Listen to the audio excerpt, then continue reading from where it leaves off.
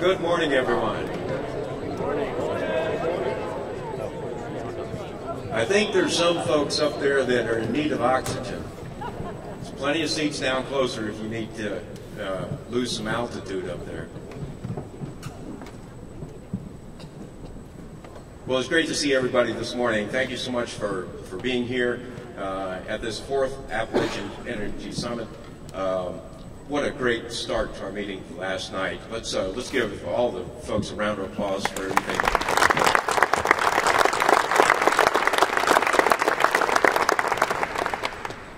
So I think with all of the messages that were derived for us, we're ready to start the new state of energy here in North Carolina. I'm Jack Colby. I'm the Assistant Vice Chancellor for Facilities Operations at NC State and also the Sustainability Officer for our institution. I'm very pleased to be able to be here and add my greeting to those that you received yesterday for participating in the summit and bringing your ideas and innovations and everything to bear on reducing energy use here within the system. So yesterday, we heard that from Jonathan Pruitt that we had saved over $437 million within it. I dare say that's a track record that we should be leveraging. We should be using that to jumpstart what we're going to do over the next few years. And certainly those types of numbers are those that are going to get people's attention. Jed Moody said, "We are the new state of energy in North Carolina." And so certainly we can take that to heart, that we can make a difference, and those numbers are going to prove that. Last night, Robert Kennedy told us about the multiplier effect, that all of us here are able to take the message back. We're able to work with our students and really put that multiplier effect to use in being able to spread the word and making that difference in North Carolina. He also told us that now is the time for taking those ideas and innovations and really putting them to work. We can talk, we can listen, we can learn, but at some point we've got to be able to convert those into actions. He spoke of our need to take people to their area of discomfort. I really like that, because we need to challenge things, and many of the norms that we're living with right now and everything are not the type of policies and regulations that we want helping us to be able to do this in North Carolina. And so that change has to occur all throughout the state. Amory talked to us about making a difference through 1 million small actions. And with that, we can accomplish major things.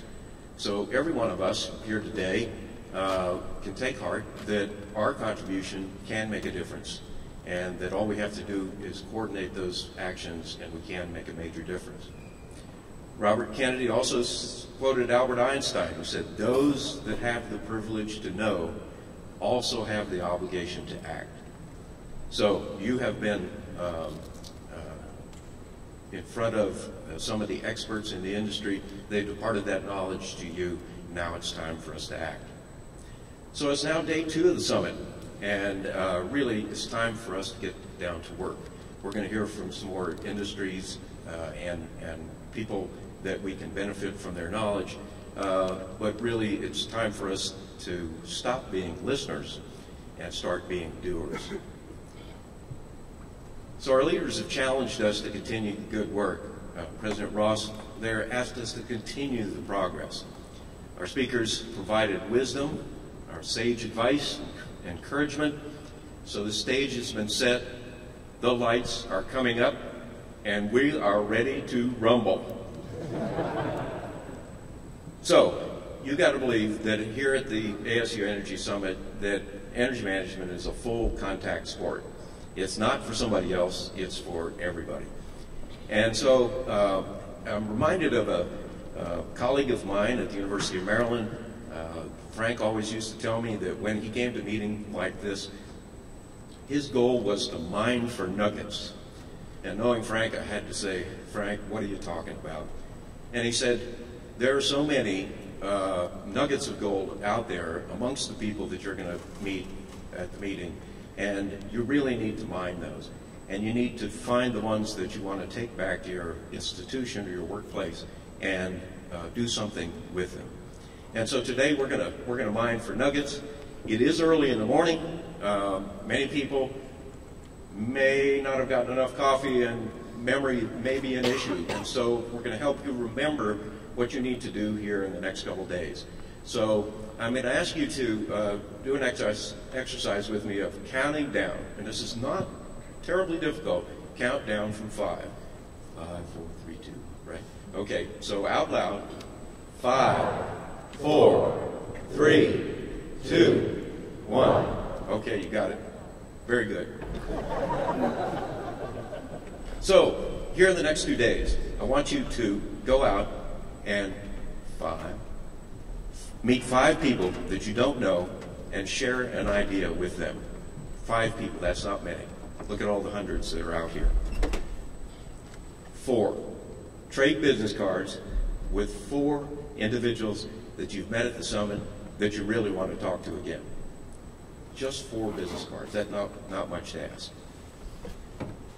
So 3, contribute 3 new ideas or innovations when you go to your working group sessions today. Each of you is going to be participating. Each of you has an excellent perspective of what's happening at your institute, what you've been successful with. Mike showed us some of the success stories that are out there. I know that everyone here has at least 3 ideas about this to share. So 2, take 2 nuggets that you have mined here at the summit, go back to your campus or your workplace and share that with your coworkers. Spread the word, get the multiplier effect going, begin the conversation, and get others involved. And finally, 1, make a personal commitment. And personal commitment, that means with yourself, that you're going to focus on one action coming out of the work groups. You're going to get in, you're going to get involved, you're going to convert all of those ideas into actions. It's just as easy as 5, 4, 3, 2, 1. Thank you all for being here. We look forward to the next couple days, and I'd like to ask my good friend and colleague Keenan Smith to come forward and introduce our speakers.